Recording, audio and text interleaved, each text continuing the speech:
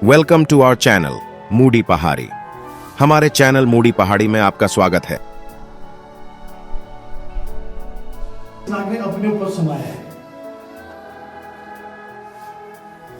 ये जो आप देख रहे हैं सर, ये प्रतिमा आपको नजर आ रही है, ये आदि गणेश। ये जटाओं में हजारों वर्षों से पानी बह रहा है, लेकिन इसमें काई नहीं है। हाँ, बिल्कुल दिख रहा है। आप देखिए, भैरव ने अपना मुंह खोला है और जीभ लटकाई है। ये उनकी जीभ है।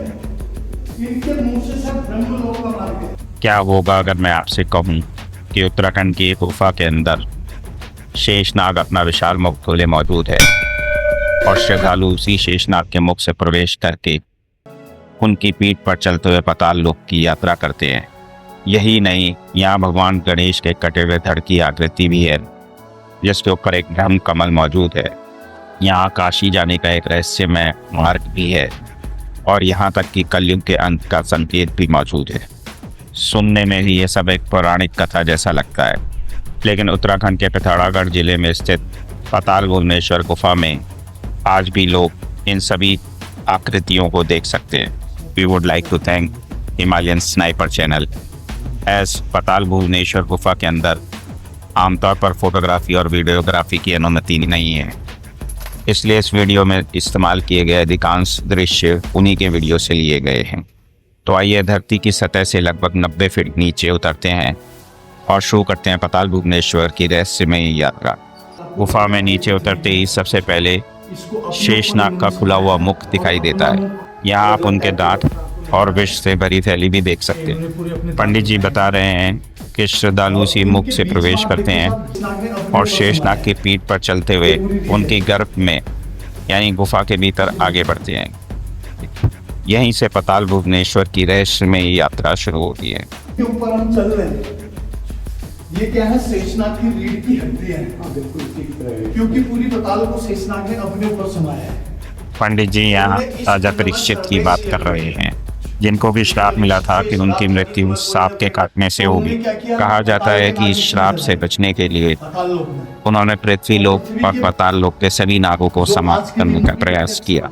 पंडित जी जिस कुंड की ओर इशारा कर रहे हैं, वह कुंड पाताल लोक के सभी नागों को नष्ट करने के लिए बनाया गया, लेकिन अंत में उनकी मृत्यु नागराज तक्षक के डसने से हुई। दिखाई देने वाला विशाल नाग आकृति तक्षक नाग की है।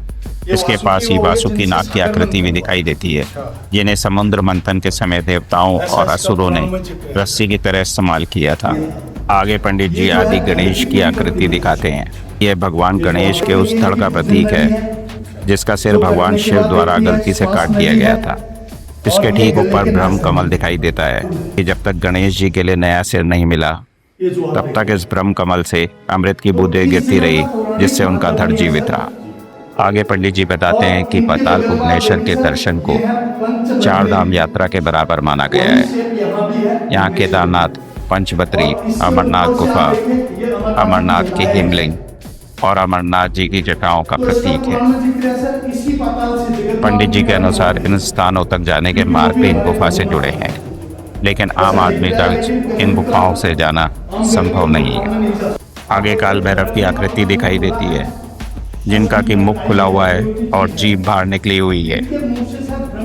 पंडित जी बताते हैं कि इनके मुख से ब्रह्मलोक का मार्ग जाता है। मान्यता है कि जो व्यक्ति इनके मुख से प्रवेश कर पूंछ तक पहुंच जाए, उसे मोक्ष की प्राप्ति हो जाती है, अर्थात उसका दोबारा जन्म नहीं होता। यहीं पास में भगवान शिव का आसन भी दिखाई देता है। पंडित जी यहाँ पर देवी भुवनेश्वरी का स्वरूप दिखा रहे हैं।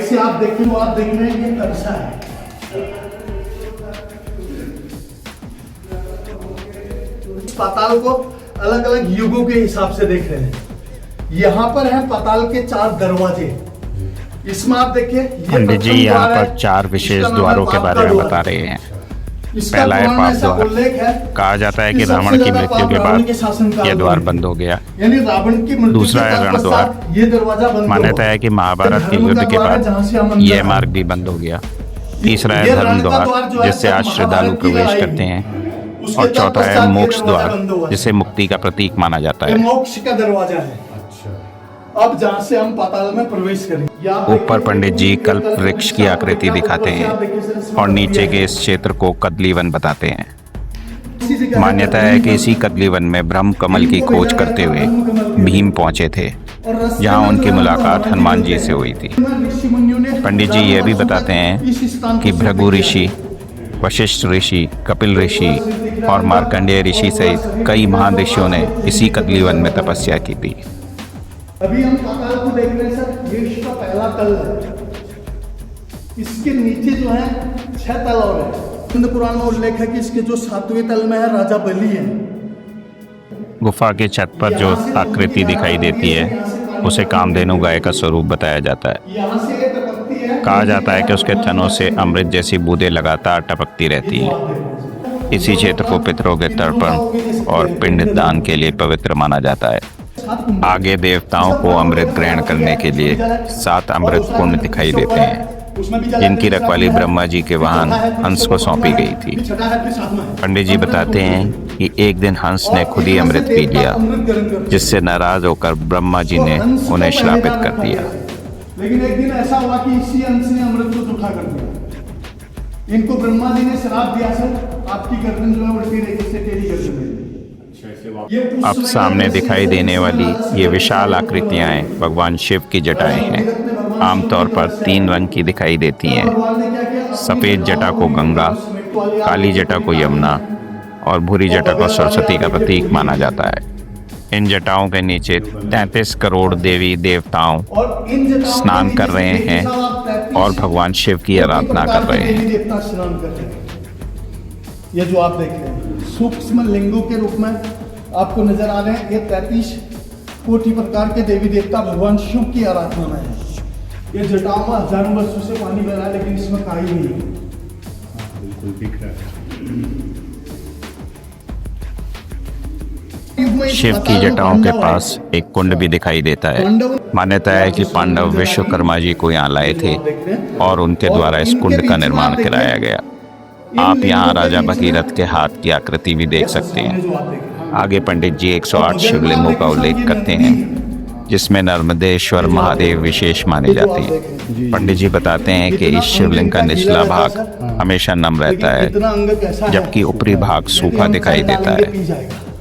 आश्चर्य की बात यह है कि ऊपर चढ़ाया गया जल भी धीरे धीरे इसमें समा जाता है।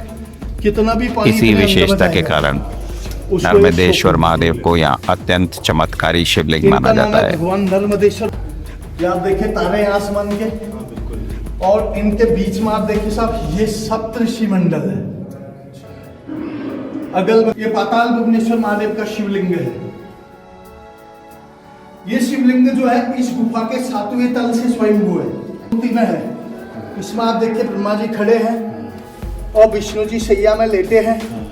ये शंकर जी हैं। जी जी। ये हो गए ब्रह्मा विष्णु महेश। और इन तीनों लिंगों में सबसे बड़ी बात है सर, ऊपर आप देखिए भगवान शिव का जटा है, जिसमें 3 गंगाएं हैं।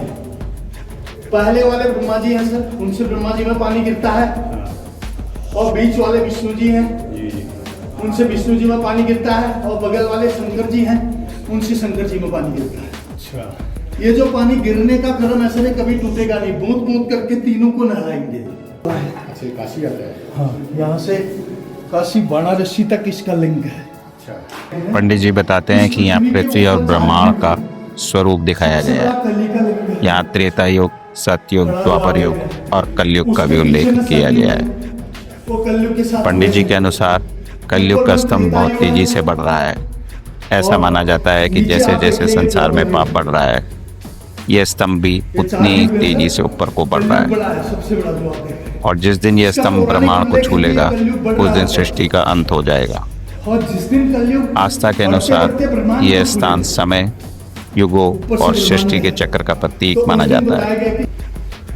ये जो आप देख रहे हैं इसकी बनावट है पूरी कमंडल नुमा। आगे पंडित जी भगवान शिव का कमंडल दिखाते हैं। ये जो आप देख रहे हैं, कहा जाता है कि पुराने समय में राजा यहाँ अपना भाग्य आजमाने के लिए आते थे। वे तीर चलाते थे। यदि तीर सामने दिखाई देने वाले ऐरावत हाथी तक पहुँच जाता था तो इसे शुभ संकेत माना जाता था। इसके बाद पंडित जी ऐरावत हाथी की आकृति दिखाते हैं।